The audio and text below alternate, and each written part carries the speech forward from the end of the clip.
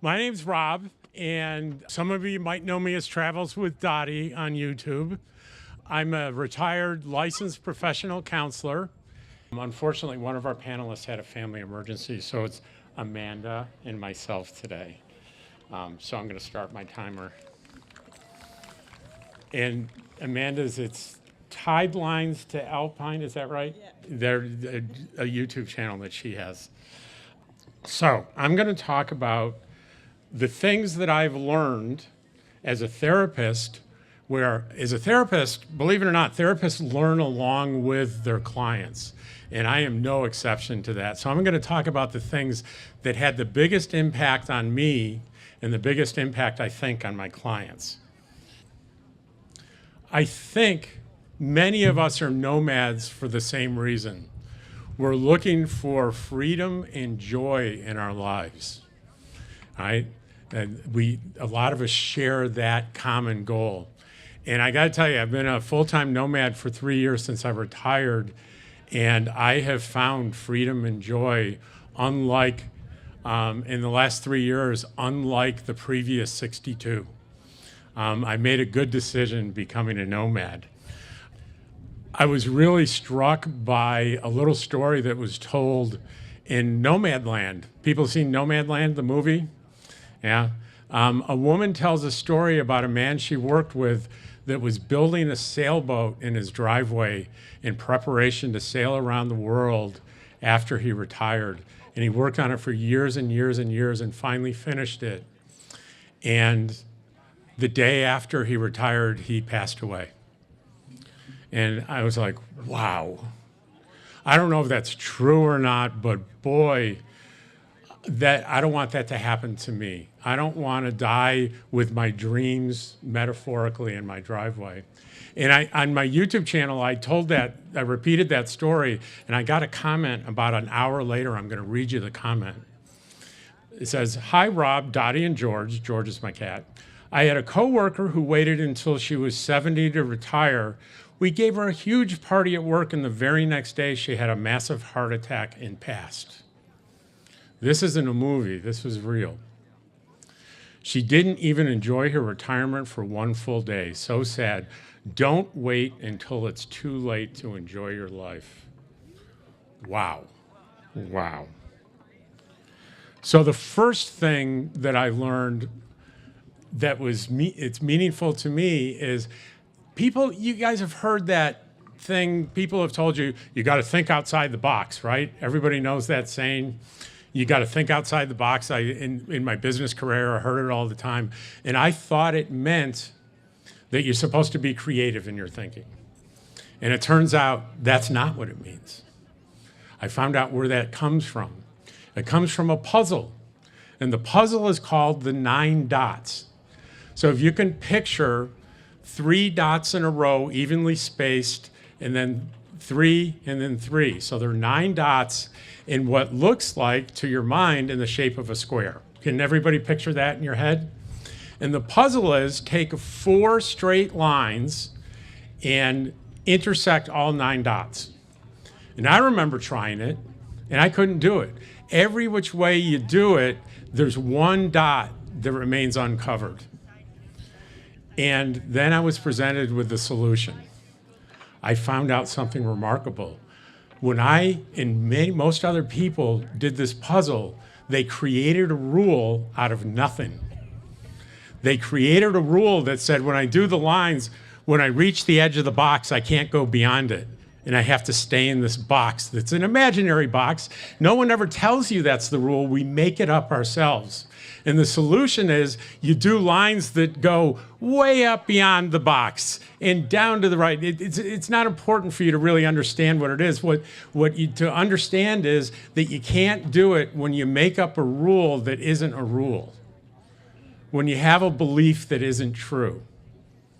All right? So that's what thinking outside the box means, that we think about the rules that we operate under and which ones of them work in our lives and which ones don't. And the really insidious thing is we have rules that we operate by that we're not even aware of. I learned about this in training. It was the guy that taught it to me, he called them life commandments. And another person called them life beliefs. I like life beliefs. Life's commandments kind of sounds like religious or something. But beliefs, in so many of them we acquire in childhood, these beliefs that aren't true, that we don't even know that we're carrying. And I'm gonna share at least one personal one and some from clients. Not necessarily. Oh, I will put in there that there are going to be concepts and things that I say that you're going to go, I've heard that somewhere else. You have. I steal everything, okay? Nothing I say is truly original. If I hear a good thing or see a good thing or read a good thing, I'm going to use it every time.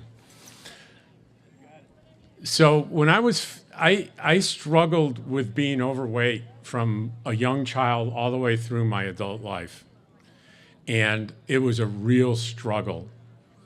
And I found out I had a life belief that was given to me by my father. And some of you can relate to this if you're my age. I'm about to turn 65. If you had a parent that was raised during the Great Depression, right? There's a rule from the Great Depression that is immutable. Don't waste food. Clean everything on your plate. And that was passed on to my father, and my father passed it on to me. My dad was a single father, and the amazing thing that I got to do with him that I loved so much was once a week he would take me with him to go grocery shopping at the A&P. And I loved that time with my dad. There was only one rule. I had to clean my plate or I couldn't go. There was one night, I think I was about 5, I can narrow it down, where something was wrong, and no matter how much I tried, I couldn't clean everything on my plate. And I remember sitting at the head of the table and doing that crying where you can't catch your breath, because I was listening to my dad drive away without me. And I said, that's never going to happen to me again. And it wasn't until I was 50 years old that I realized that whatever food was in front of me, I finished. And being full had nothing to do with it. It had zero to do with it. So think about that. I'm a guy that spent his whole adult life eating but not stopping when I'm full. What is that a recipe for? Being fat. All right? I'm not so much anymore. Things started changing when I discovered this in my 50s. It took that long. Okay? Some other common beliefs that cause people problems. This was one that is devastating. I deserve to be punished. Right? I find clients that grew up in households where they were physically and or emotionally abused. And if you don't know this, I'm going to give you this piece of information about kids. Kids blame themselves. No matter how outrageous the behavior is towards them, they blame themselves. And it's a pretty simple way to understand why that is, because if a kid believes I'm being punished because I'm bad and I deserve it, what happens if I become good? The punishment will stop. But if I don't believe I'm bad and I believe it's my parents' problem, then I have no control and it'll never stop. So kids default to, it's my fault. And a lot of these kids carry that message internally, I deserve to be punished. And that's a recipe for getting involved in relationships that are harmful. Because you believe it's okay for people to mistreat you, right? Once you discover you have that belief, you have the opportunity to label that belief as a lie, a belief that's not true. It's a lie that you thought was true. It's no longer true. Let's see. I will never be successful. This one client kept failing over and over again despite being competent. And he got this life belief from his parents that he'll never be successful. And what kind of parent would send that message to their kid? And what I found out was they had the best of intentions. They had several kids.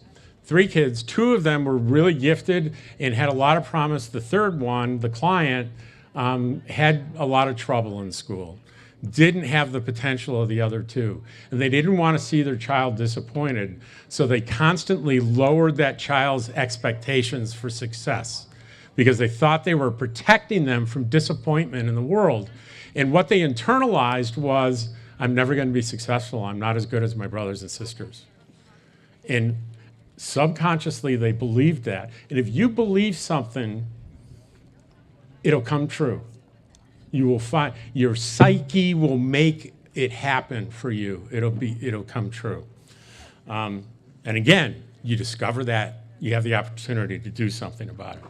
And here's a couple that I'm sure many of you have heard. You cannot live without a permanent home.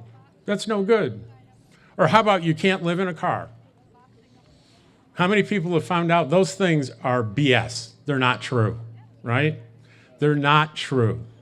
But I hear often from people in the nomad community that I have a friend, their family rejected them for living in a van and trying to make a better life. It's a belief that is not true. Thank goodness, right? Thank goodness that isn't true. Because I found my life. I don't live in a van. I live in a 21-foot trailer, but I'd be happy to live in a van. I do that before I got a sticks and bricks house. Let's see. How am I doing on time? I'm good. Another thing that I learned, Walt Whitman has this amazing quote: be curious, not judgmental. Any Ted Lasso fans out there, that quote is used in that show very effectively. And what I discovered about that quote is judgmental people, I find, are generally pretty mean people. Bullies are judgmental. And I find curious people are generally kind. It's a real good tell. And how do you tell the difference? Judgmental people don't ask questions. They think they already know. They don't ask questions. Curious people ask questions. And you'll find that the people that are curious and ask questions are the kindest people. The other thing is, I call this good dog versus bad dog. And here's some useful information. And I attribute this to the author Michael Connelly. And Michael Connelly wrote this novel about a detective named Harry Bosch, if you've ever seen that show. And Harry Bosch was a homicide detective in LA, and he was chasing a serial killer. And Harry lost his mother and got put into a really abusive children's home when he was little. And the serial killer he was chasing, it turns out, he was in the same home at the same time under the same circumstance. And that guy became a serial killer, and Harry became a cop. And what's the difference? And the difference is that there's basically two opposing voices in our heads, the good dog and the bad dog. The bad dog is that self-critical negative voice that we all know so well, that doesn't take any volition or effort on our part for that voice to say things that are not helpful in our heads, right? That we're not good enough, that we haven't achieved enough, we're not enough. The good dog argues with that. And here's the trick. The good dog doesn't happen automatically. We have to be intentional about creating that voice and having an internal argument in the head, good dog versus bad dog. And he ends his thing with, what's the difference? Is what determines which dog wins? And his answer is the dog that you feed. The dog that you feed. So remember that. That's great stuff. Okay. So if you saw me here last year, I had a quote from Ted Lasso. And if I come here next year, I'm going to use the same quote because it's so powerful for me. So you don't need to know who Ted Lasso is. I'm going to tell you this is a series about an athletic coach.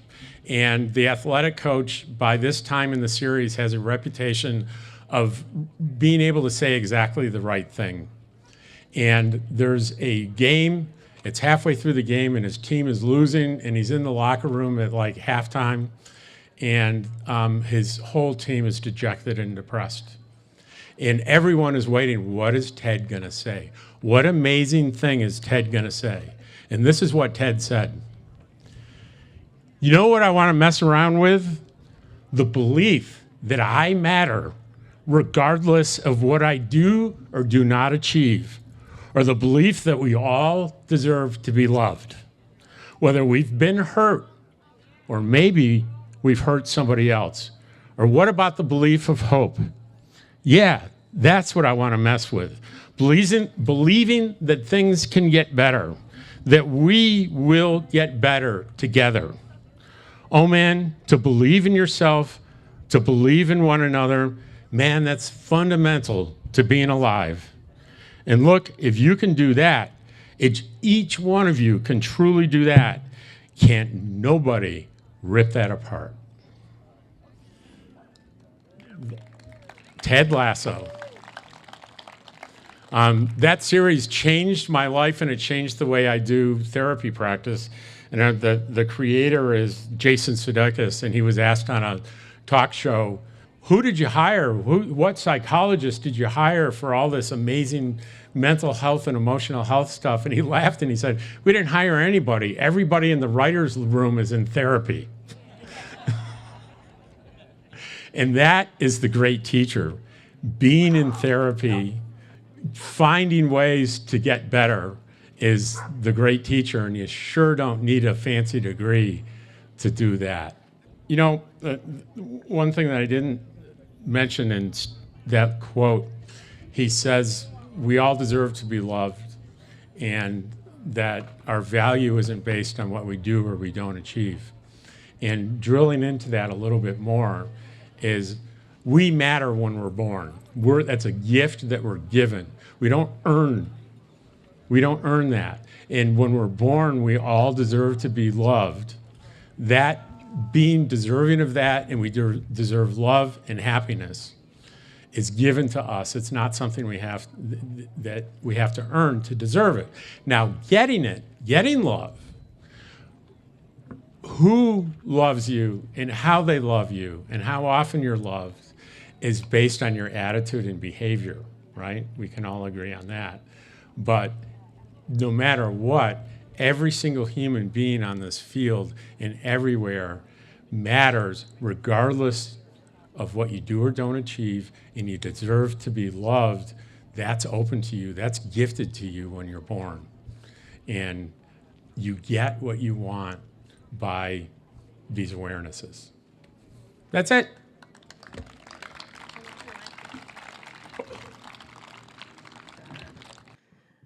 All right, hello. My name is Amanda, and I live in an old GMC van. I've been on the road full-time for a little over 11 years now, and for the past 4 years, not quite, I've been sharing my life.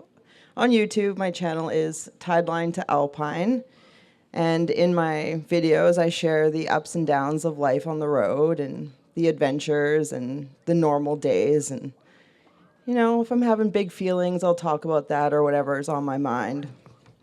But what I don't share very often is how I ended up living in a van in the first place, and how that affects my day-to-day approach to this way of life, and in turn has allowed me to take really good care of my mental, emotional, and spiritual well-being.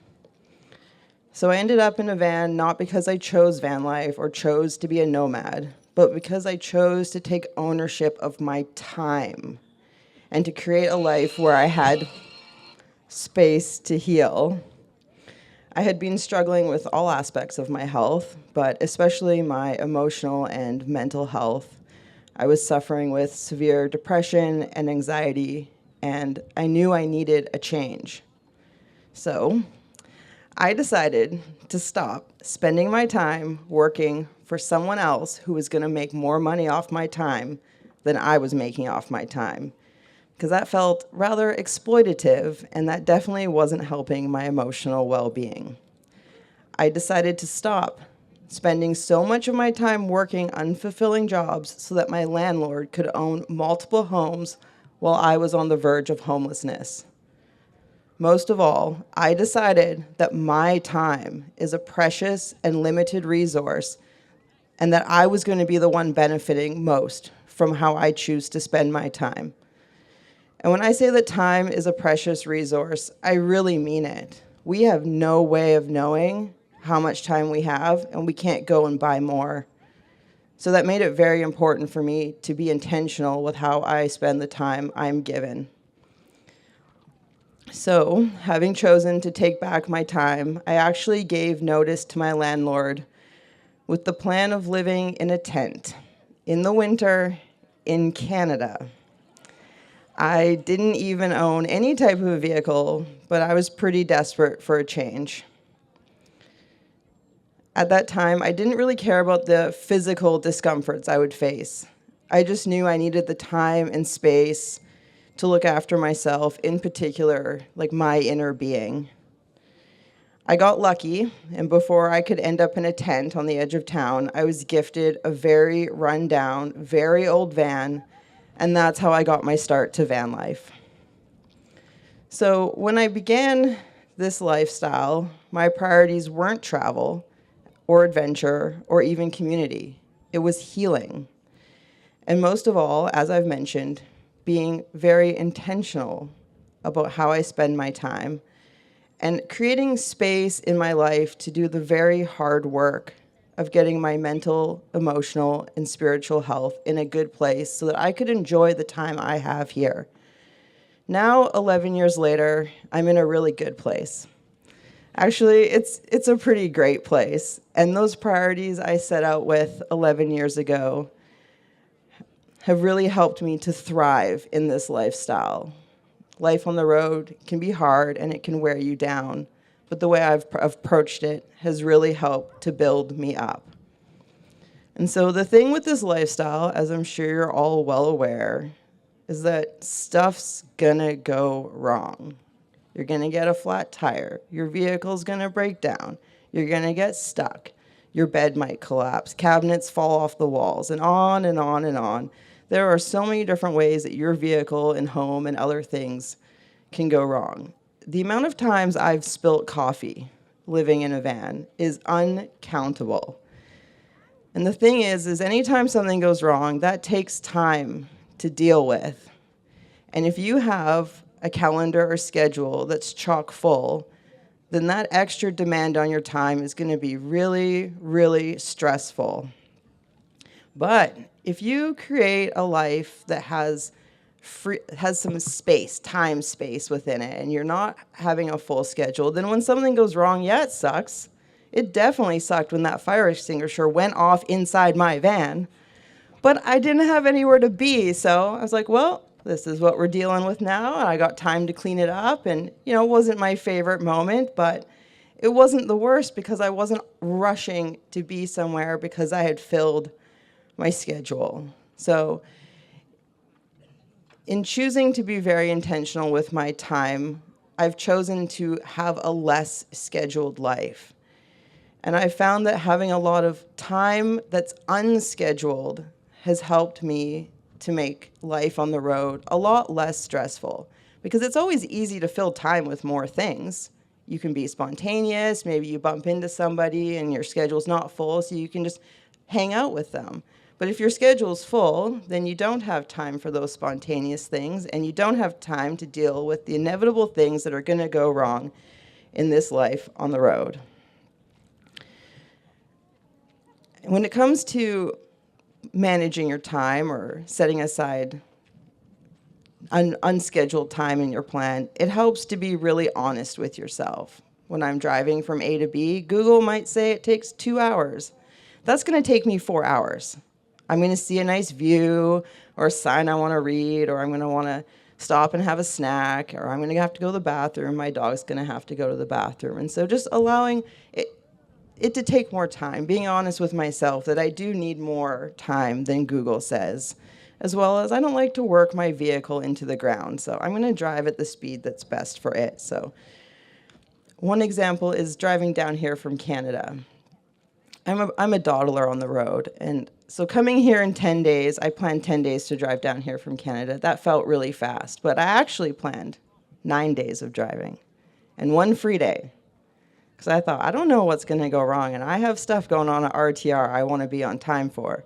So I had some big days of driving, some small days of driving, and a free day. And that free day didn't end up being anything fun. I had a migraine. But I had planned that free day for the unknown to happen. And it happened. And so when it happened, it wasn't stressful. I could just take a day to have a migraine and move on and not feel like I'm behind and trying to catch up and stressing out. So a big lesson that I've learned in these years is not to cram my schedule full. It can be really, really tempting, but I've learned that's just not what's best for me.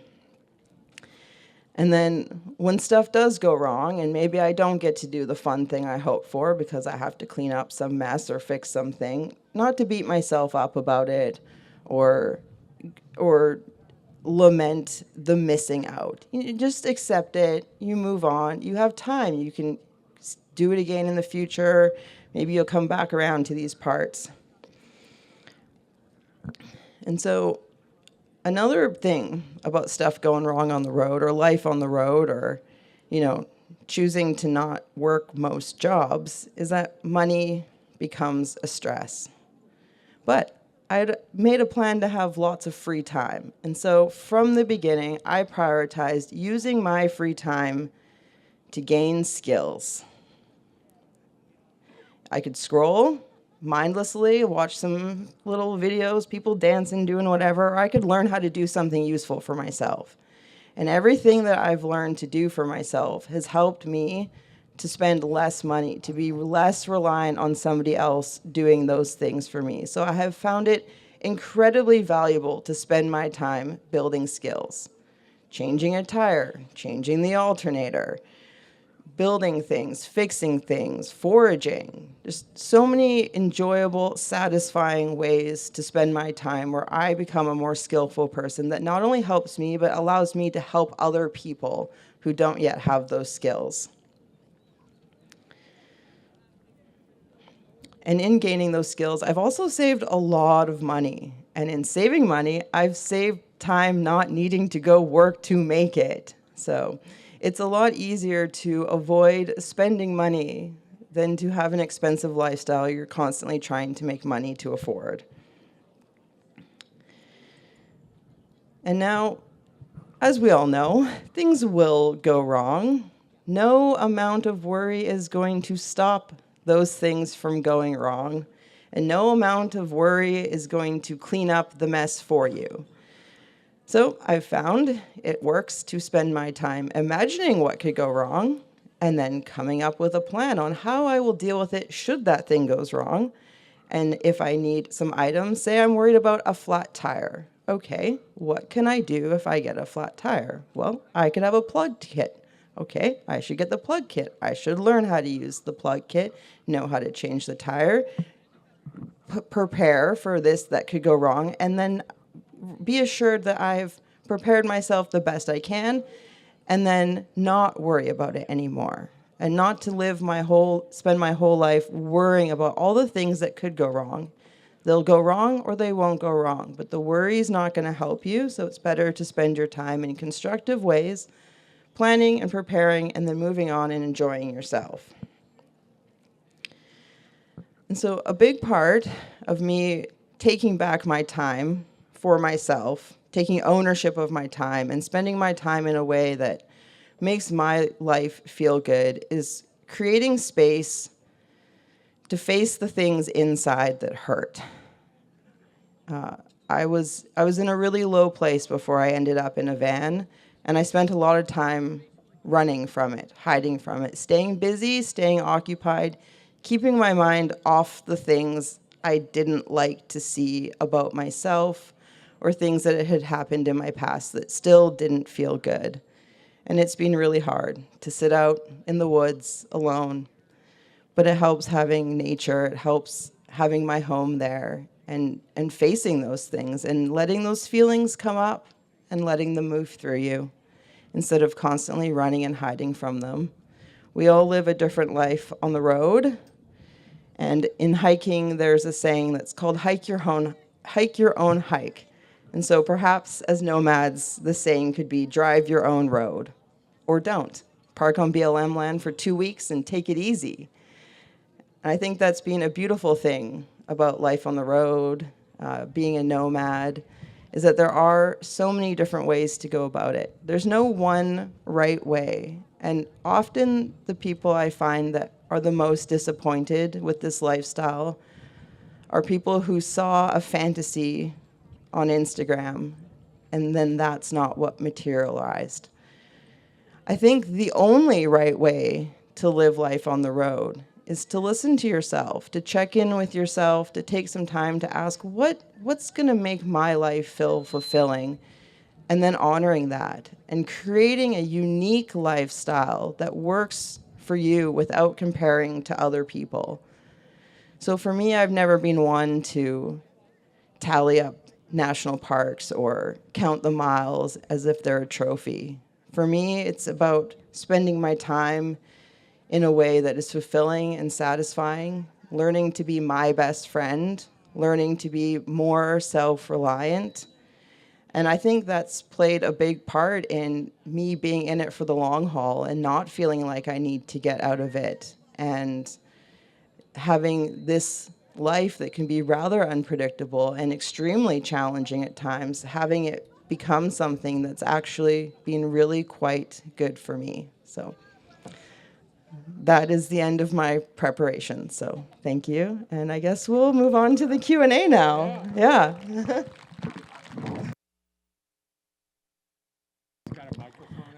So we do have a microphone up here. So it's my third time speaking now, so I know how this works. So if you have questions or anything you'd like to add, you can come on up to the mic, and you want to speak right into it really close like this. And yeah, we'll answer your questions or hear what you have to say.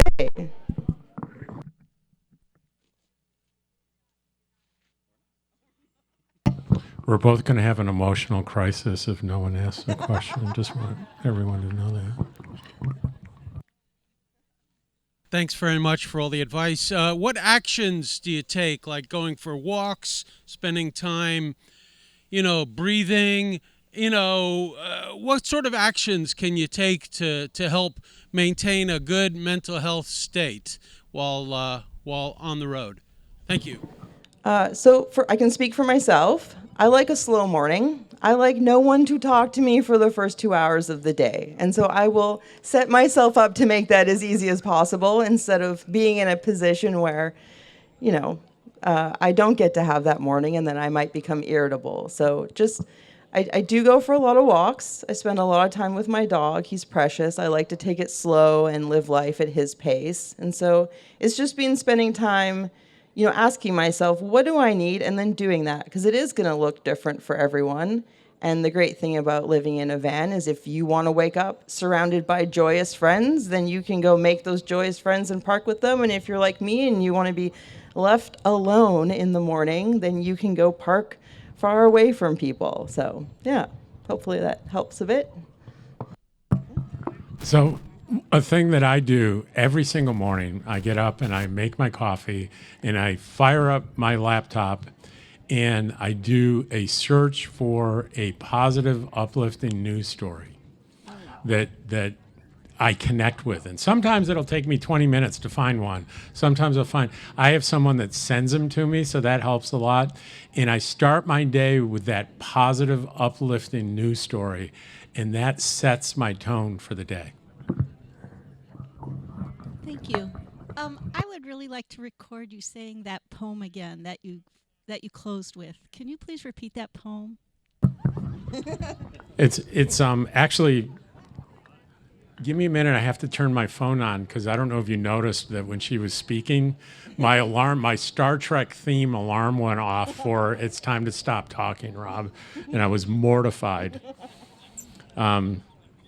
So, you know how long it takes to put. We got time, right? You can wait for my Apple to turn on.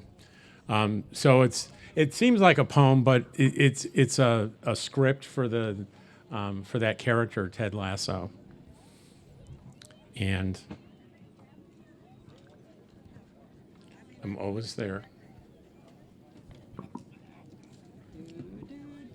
Do, do, do, do, do, do, do, do, do, do. Ready? Are you recording? You know what I want to mess with? The belief that I matter regardless of what I do or do not achieve, or the belief that we all deserve to be loved, whether we've been hurt or maybe we've hurt somebody else. Or what about the belief of hope?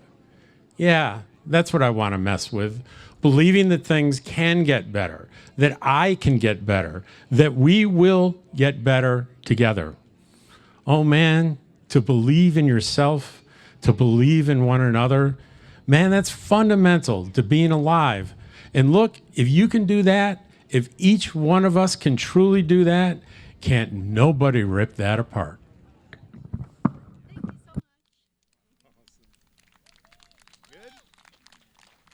This is probably more geared at you, Amanda. How does Frank or any pet fit into your mental health? So before I got Frank, I mean, this is a very personal story. Before I got Frank, I had a pretty bad injury. And in becoming physically injured, I realized a lot of the people that I believed were my friends weren't really my friends. They were people who liked to spend time with me doing things we had in common. And so when I got hurt, I felt quite alone. And that's when I adopted Frank. And Frank came into my life, and he just loved me unconditionally, and he was up for anything. And so just having that companionship and warmth and never really being alone made it easier for me to accept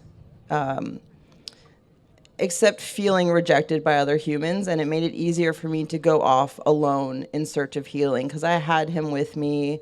You know, he's a really good alarm dog, so I could meditate, and you know, if a bear came, he's going to let me know. So he made it feel safer and more comforting to be alone and to do that hard work. And he could tell when I was really having a lot of heavy emotions, and he would just give me a little extra affection on the hard days when I was facing those feelings that I had shoved down for a long time that needed to come to the surface so they could wash away. And I want to say, cats are awesome too. I'm not just saying only dogs can support you. So if you have a cat with you in your rig, props to them as well. All right, when you're in a place and you're ready to leave that, what goes into figuring out, well, what's next, where to go next? What's the next thing on the agenda? Because there's no calendar, right? So for myself, I do a combination of two things. Is sometimes I will schedule something really exciting like a concert or a hangout, like a camp out with a friend who has a very busy work schedule. You know, they live in sticks and bricks. So I'll schedule those things far off in the distance as a way to pull me to locations I want to end up, knowing I'm a dawdler, knowing that if I go at my own pace, I might not get there in time for the season. So I do put these kind of pinpoints because I find it feels really nice to have something really exciting to look forward to. And I actually have little countdowns on my phone screen here for the big things. Like I have a friend I'll see in 63 days I'm very excited for. And then the in between, I like to just follow my intuition or go where I feel drawn to. And so often I'll, you know, look into different hiking resources, or I see a photo of someone that looks pretty and I'll go to that. But I'll go when I'm ready. I don't like to rush to the next place. I like to move when I feel complete where I have been. So this question to me speaks to the coolest thing about being a nomad. I have some structure. I'm going to be in Yuma in the spring for 2 months, and I'm going to Eagle Nest, New Mexico for the summer, then back to Quartzsite. But here's that's not the cool thing. The cool thing is if I decide right now I'm going to leave Quartzsite and I'm going to go to Idaho, I can do that. I can do that today. There's no one to tell me that it's irresponsible. My friends will be sad to see you go, Rob, but they get me, right? The nomads get me, and I get them. I get to go and do what I want. Freedom. freedom. So someone asked what they do to set the day or the morning off right, and I had the privilege and honor of meeting someone here that does a daily meditation on Facebook, and just wanted to share it with everybody. If you don't know, it's called Awake at the Wheel, Daily Meditation for Nomads. So it's a great way to start your day off. Thank you. What was it called? Awake at the Wheel. Awake at the Wheel, which is a good state to be in at the wheel. What do you do with the loneliness and the tears when you don't have a dog and a cat? So I've had Frank with me my entire time on the road. I know that someday he won't be with me and that things will change quite a bit. And so in preparing for that, I'm trying to have some fun things to look forward to, things I couldn't do with a pet. But one thing, having a dog is really nice. It's great company, but it's not the same as a human. So there is you can still get pangs of that loneliness for humans. And so one thing I've always told myself, to kind of make myself feel better when I feel like, oh, nobody wants to hang out with me, is that it's better to be alone and learn to be good to myself than to fill my time spending time with people who aren't good to me. Excellent point. And I was thinking about my answer, and I was actually getting a little misty-eyed because when I feel lonely and things aren't going wrong with me, I muster up the courage to talk to the people that I trust, and there are 3 of them sitting in a row back there that I'm looking at.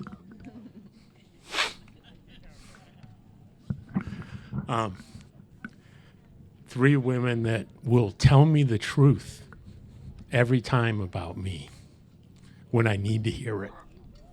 And that, I'm going to change my answer. That is the greatest thing about being a nomad.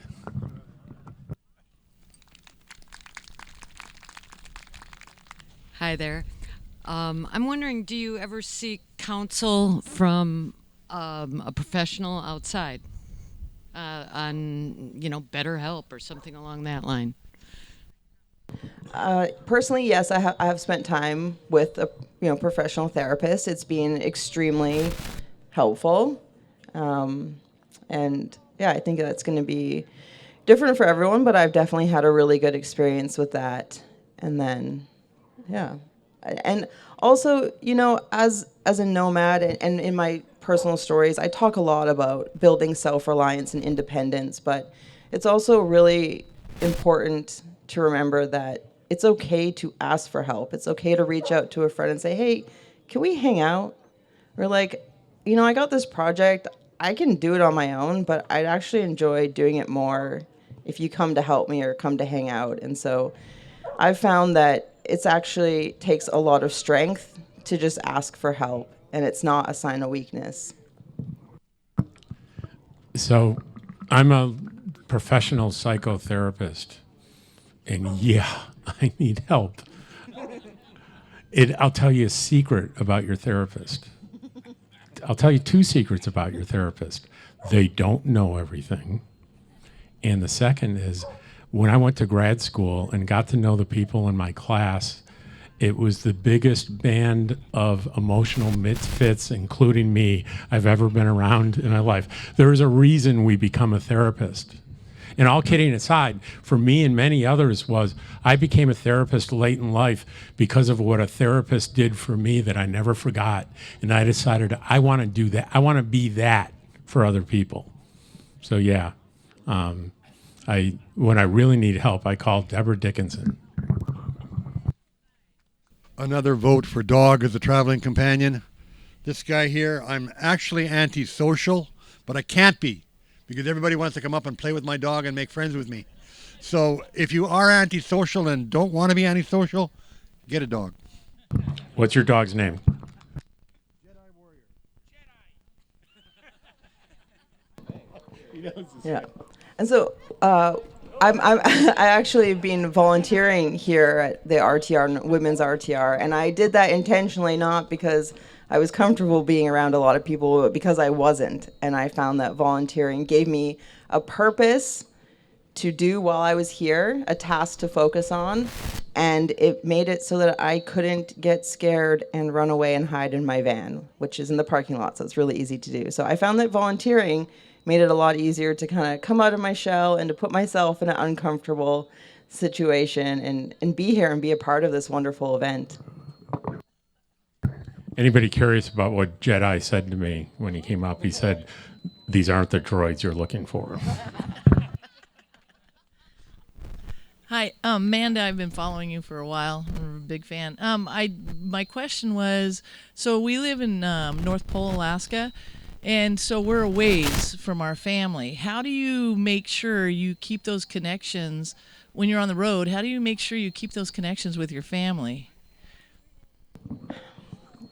So spending time with friends and family has been a really important part of my life on the road. And because I have my own rig, and I live far away and I'm off on adventures, I might not get to see them a little bit on a regular basis. But when I see them for a good chunk of time. I can just go live in their driveway. And I've made an intentional decision to not get so swept up in the adventure that I don't spend time with the people that matter. It's amazing to be part of a nomad community, but having the time and the freedom to spend time with family that won't always be with me is something I prioritized, and I'm really, really glad I did. So my perspective as a 65-year-old, I'm the baby of the family. I have 2 sisters and 2 brothers, all at least 10 years older than me. New York and Idaho. Another freedom is when they need me, I can jump in my rig and move there. Right? Today. I can do it today. I can be there for my brothers and sisters.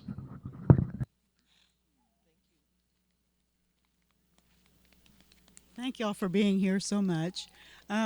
I reached out the other day. My car was the one that wouldn't go into park. And myself got very, very nervous. There's my home, and I couldn't put it in park. I couldn't lock it. I couldn't take the keys out of the ignition.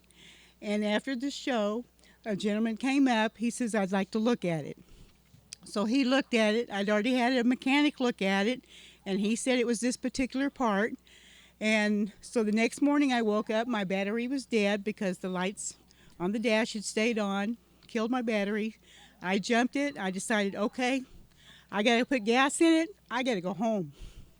And I thought, okay, 17 hours, and I wouldn't be able to shut my car off because then my battery would die. And it would just speak into my heart. And I had to stop a minute, slow down. I got a sandwich, got something to eat and drink.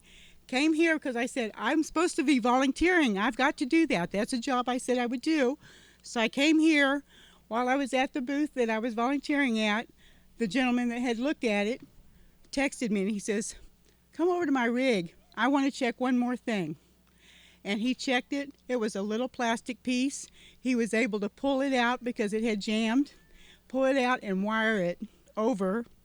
And it's fixed now. I don't have to go back to Texas right away. So this is an awesome community, guys. Awesome. You brought up a really good point there about, I think you said something about having a snack. To calm down, exactly. So when something goes wrong or I get stuck, which still happens way too often, I don't jump into dealing with it right away. I don't need to get flustered and stress out and fix it right away. I've left time in my life. I have a snack. Sometimes I have a nap, and that might be at a really jaunty angle because I'm stuck in a ditch. But it's better to take care of yourself first, have a snack, do what you need to do, calm your nerves, and then approach the problem you're facing with a level head. It was a real pleasure to call that mechanic and told him I didn't need him anymore.